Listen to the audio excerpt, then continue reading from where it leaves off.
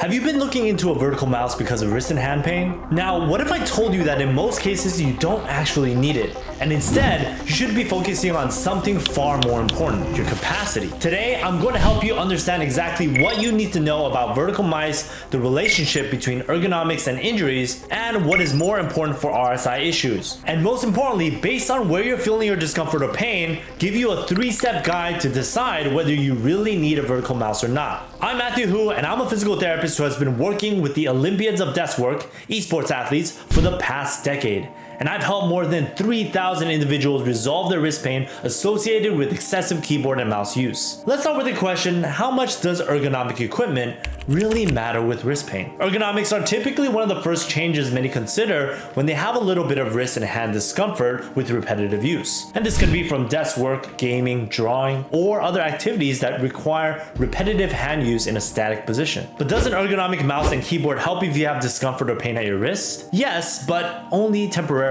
To understand why, we have to start with some basic physiology. In gaming and esports, players perform between 10 to 15 movements per second, which is 500 to 800 actions per minute, and regularly practice esports related skills for 5 to 10 hours a day. And this is nearly triple the 8,000 to 11,000 keystrokes, or 130 to 180 actions per minute, of office workers, who are already at increased risk of upper extremity pain. Now, understanding the amount of stress that is being applied on our tissues is important. And did you know that our tissues can only handle so much stress? It can really add up over the time that you're spending typing, using your mouse over a full 8-hour workday. And especially if this occurs over many years with lower levels of physical inactivity or exercise only focused on strength rather than endurance of our forearm muscles. And this is pretty typical of many tech workers nowadays. And the best way to understand this is through the concept of demand versus capacity, or we can think of it as the scale of physical stress. And this is based on what we know with our current understanding of tissues' adaptation to stress. Now think of a scale, with the left side being how much stress your tissues can handle, your muscular endurance or tendons capacity. And on the other side of the scale, the right side, how much stress you're applying to it based on what you're doing on a regular basis. We start our day with just our weight, the capacity, on the left side. Let's say it's 100 pounds. And as we work, we're gradually adding physical stress. Intense 2-hour sprint, add 30 pounds on the right side. Responding to emails and browsing the web for 30 minutes, add 5 pounds. Programming for the rest of the day with no breaks, add 50 pounds. And no problem if we do this every day, if we always have 100 pounds. But what happens if we do this for several years without physical activity or exercise? 100 becomes 85, then 80, then 70. Then 60. Or we happen to have a few days where the work sprint is a lot longer and it's a few 10-hour days in a row. The right side is too heavy and our tissues can get irritated. Now, where does an ergonomic mouse come in? Having a vertical mouse will reduce the amount of weight you're applying on the stress side per unit time. So think about adding 1 pound at a time versus 4 pounds at a time. The scale will tip over more slowly and it may not exceed the left side's overall number. But that number is not static and changes based on what you've done over the past quarter in terms of physical activity and conditioning. And again, the left side of the scale will drop in weight. Many times our conditioning gradually reduces as we sit for many hours without performing endurance exercises for our wrist and hand. Ergonomics itself is a study of how to design the workplace or environment to fit the worker with the goal of reducing the risk of injury and increasing efficiency and comfort. Better ergonomics will place our muscles at better lengths and positions to contract, again leading to that reduction of stress per type or click as discussed. And this is due to length-tension relationship of muscles. At better positions, that can influence the length of our muscles, and they can produce force more optimally. But what is important to realize is that improving your environment through ergonomics doesn't actually change the muscle's overall endurance or even flexibility. The endurance or ability to handle repeated stress over an extended period of time provides the best protection against injuries and strain. Imagine you're set up to run a marathon. You're in your 30s, you haven't trained or exercised for several years.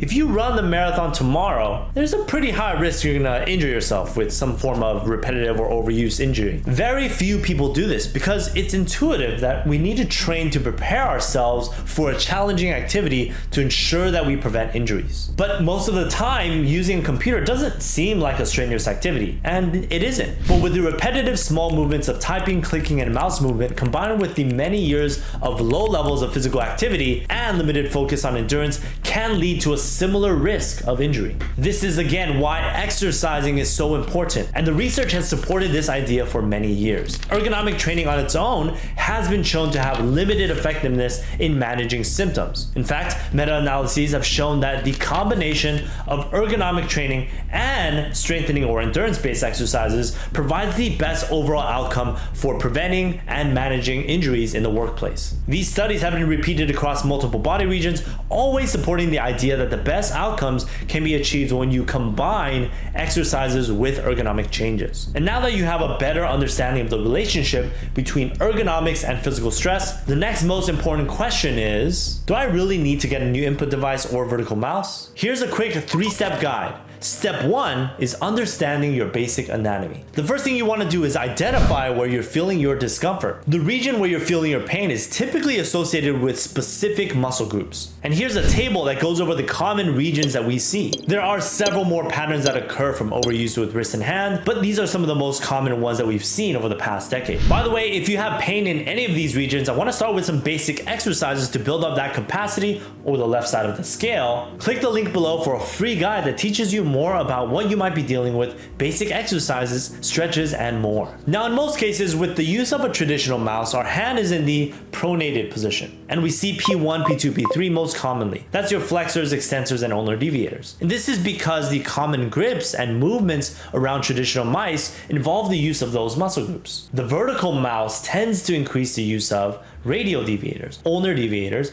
and the thenar muscles, which are the thumb muscles here, while reducing some of the activity of the flexors and extensors due to the modification of the grip in a more neutral position. And with this understanding, we can now move to step number 2, which is choose your own adventure. Everyone has a different situation or reason why they might get a vertical mouse, and most of the time it's associated with pain. So here are the common scenarios we've seen and what you can do in each situation. Scenario 1, you have pain in P1 to P2 and you're unable to use your mouse for more than 10 to 15 minutes due to pain. That's maybe rated more than a 5 to 6 out of 10. In this situation, you might already be using voice control and other alternatives to continue to work. Leveraging the vertical mouse on top of other input devices can help to minimize stress on the involved flexors and extensors. Remember, this just modifies the right side of the scale or external stress applied onto your wrist and hand over the course of the day. You also have to add exercises to begin building up the endurance, the left side of the scale, of these muscles. The alternating use of these input devices will help you still maintain your ability to work or complete your tasks. And it will likely involve finding the right amount of use for each of these devices in the beginning and gradually testing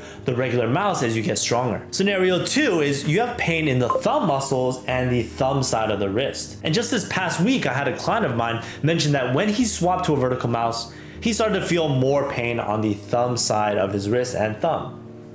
This is because he started to use mouse 4 and mouse 5 for the thumb buttons and had to use more of his radial deviators when lifting the mouse to move it and pinching to maintain grip of the mouse. If you have pain in these regions, you probably don't want to swap to a vertical mouse as it can lead to increased stress on those areas. Scenario number 3, you have pain on the pinky side of your wrist and hand. If you have pain on the ulnar side of the wrist and hand, then temporarily swapping to a vertical mouse for some period of the day could be beneficial to offload the ulnar deviators. In some cases, we've seen individuals with suboptimal ergonomics with a floating wrist and forearm and the wrist being below the elbow report an increase in pain on the pinky side because they're pressing more into the table while they're moving the mouse. Now, if you decide to use a vertical mouse in this situation, just make sure your forearms are supported so you don't have to use your ulnar deviators to maintain pressure of the mouse on the table. And again, as a reminder, you should be focusing primarily on building your wrist and hand endurance so you can use any input device without discomfort. Scenario 4 is pain only with the flexors and only limited function after 4 hours. So what about a scenario when you can handle some use of the mouse, but it only bothers you after that extended period of time? In most cases, we advise against making a change in this situation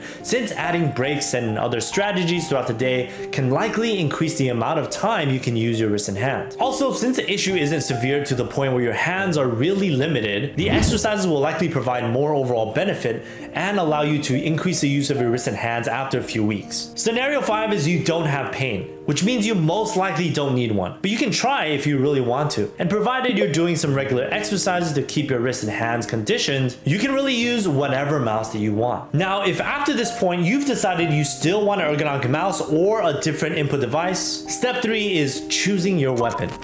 Input device. Here are some of the many solutions that we've seen programmers, coders, and other desk workers try. Two of the most common mice that we've seen are the Logitech Vertical Lift and the Kensington Ergonomic Vertical Mouse. And they're slightly different in design, primarily on the thumb side, that can actually lead to subtle differences in physical stress of the thumb. Additionally, there are patients of ours who have used trackballs, either connected to their mouse or the keyboard, which can also increase the overall use of the thumb, right? Because you have to pinch and rotate that ball. If you have pain at the thumb or thumb side of the wrist, it's probably not a good idea to swap to this input device because it might make things worse. And then there's the trackpad, and to be honest, anyone will do unless you want something that has more unique functionality. And again, because the movements differ with the control of the trackpad compared to a mouse, it means different muscles will be utilized here. Instead of constantly maintaining our grip with our wrist and finger flexors, it typically only involves the flexors of 1 to 2 fingers that maintain contact on the pad. And you can use your arm or wrist to move the contact point left or right,